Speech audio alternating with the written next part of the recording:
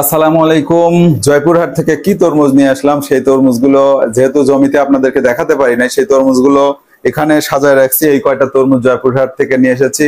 যদিও সময় কম থাকার কারণে এবং জয়পুরহাটে তীব্র বৃষ্টির কারণে যে জমির গাছগুলো ছিল তরমুজের, সেই গাছগুলো নষ্ট হয়ে গেছে। সেই কারণে আমরা জমিতে গিয়ে আপনাদেরকে এই তরমুজগুলো উঠানো দেখাতে পারি নাই।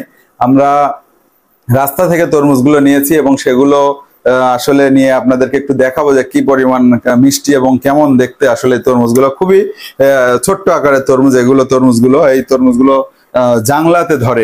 এগুলো আমরা যে এর আগে আপনাদেরকে নাটোরের তরমুজ দেখাইছিলাম, যে নাটোরের তরমুজ যে জমি থেকে উঠানো হয়, এই তরমুজগুলো জমি থেকে উঠানো হয় না, এগুলো জাংলা থেকে নেওয়া হয়। খুবই ছোট আকারের তরমুজ এগুলো।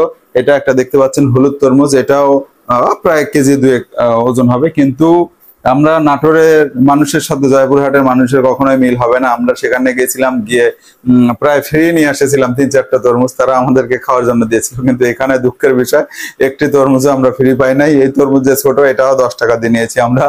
এটা একটু আপনাদেরকে দেখাই যে এটার অবস্থা কি, যে 10টা টাকা কি আমরা পানিতে ফেললাম নাকি। আসলে এই যে নিয়ে আসে 10 টাকা দিয়ে যে নিয়ে আসলাম, এটার কালার কেটে না নিলে, তরমুজ যে কেটে নেওয়া উচিত আমাদেরকে। আমি বলছিলাম যে কেটে দেন, তারপরে বললো না, কাটার দরকার নাই, নিয়ে যান। এই যে এটা একদম সাদা, এটাতে মানে খাওয়া যাবে না বললেই চলে।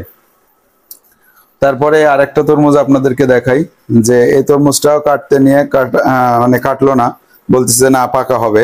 তাহলে আমরা একটু নিজেরা একটু কেটে দেখি যে আসলে কি অবস্থা এর।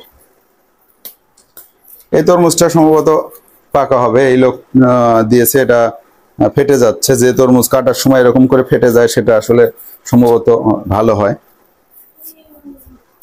এই তরমুজটা দেখি, যেহেতু আমরা আগের তরমুজটা দেখলাম যে লাল হয় নাই, নিয়ে এসে পুরাই লস আর কি ওইটা। এই তরমুজটা, ওয়াও, এই তরমুজটা একদম বালি বালি। এই তরমুজটা ভালো হবে, এটা বালি বালি আর কি, এটা ভালো হবে। আমরা আরেকটা তরমুজ নিয়েছিলাম, সেটা আমরা ওখান থেকে কেটে নিছি। সেই তরমুজটা আপনাদেরকে যদি দেখাই একটু, এটা হচ্ছে যে এই তরমুজটা আমরা কেটে নিয়েছিলাম ওখান থেকে, যে কেটে না নিলে যেহেতু সমস্যা হয়। এই তরমুজটা ভালো ছিল। কিন্তু আরেকটা কথা হচ্ছে যে কখনোই তরমুজ বিক্রেতাদের কথা শুনে মন নরম করে যে আমরা মানে ভালো দিচ্ছি খারাপ দিচ্ছি না, নিয়ে যান। এই যে এটা বলছে যে নিঃসন্দেহে অনেক ভালো হবে, কিন্তু এই যে ভালো হয় নাই। সেই জন্য আপনারা যখন যেখান থেকে নিবেন তরমুজ, অবশ্যই তরমুজ কেটে দেখে নিবেন। এটাই আপনাদের কাছে বলার আর কি।